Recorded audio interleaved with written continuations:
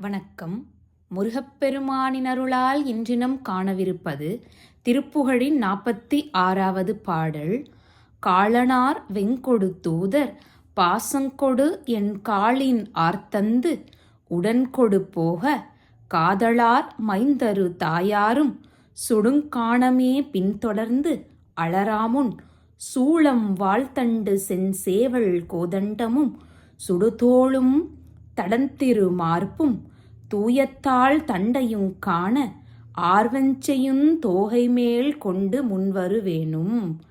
யமனின் மிக கொடிய தூதர்கள் பாசக்கயிற்றால் என் மூச்சுக்காற்றுடன் சேர்ந்து கட்டி எனது உயிரை தங்களோடு கொண்டு போக வரும்போது அன்பு நிறைந்த என்னுடைய பிள்ளைகளும் என்னுடைய காதலியான என்னுடைய மனைவியும் என் தாயாரும் முதலிய அனைவரும் சுடுகாடு வரை என் உடலை பின்தொடர்ந்து வாய்விட்டு கதறி அழும் அந்த மரண அவஸ்தையை நான் அடையும் முன்பே சூளாயுதம், வாளாயுதம், தண்டாயுதம், அழகிய சேவற்கொடி, வில் இவைகளை சூடியுள்ள புயங்களையும் அகன்ற திருமார்பையும் புனிதமான பாதங்களையும் அவைகளில் அணிந்த தண்டையும் காண அன்பு நிறை மயிலின் மீது ஏறி என் முன் வரவேண்டும் முருகப்பெருமானே என்று கேட்கிறார் நம் அருணகிரியார்.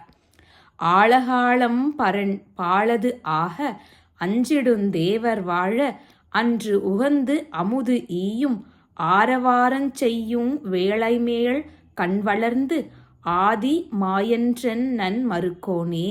ஆழகால விஷமானது பரமசிவன் வசம் போய் சேர்ந்த பின்பு அவ்விஷத்தைக் கண்டு பயந்தோடிய தேவர்கள் உய்யும்படியாக அன்று மகிழ்ச்சியுடன் மோகினி அவதாரம் செய்து அமுதை தந்தவரும் பெரும் ஒளி உடையதுமான திருப்பார் கடலில் யோக நித்திரை செய்பவருமான ஆதிமூர்த்தியாகிய திருமாலின் சிறந்த மருமகனே எங்கள் முருகப்பெருமானே.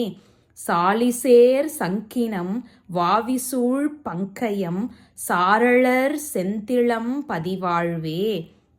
நெல்வயல்களின் சேர்ந்துள்ள அந்த சங்கினங்களும் தாமரைகள் சூழ்ந்து நிறைந்துள்ள தடாகங்களும் அருகே அமைந்த திருச்செந்தூர் பதியில் வாழ்கின்றவனே எங்கள் கந்தக்கடவுளே.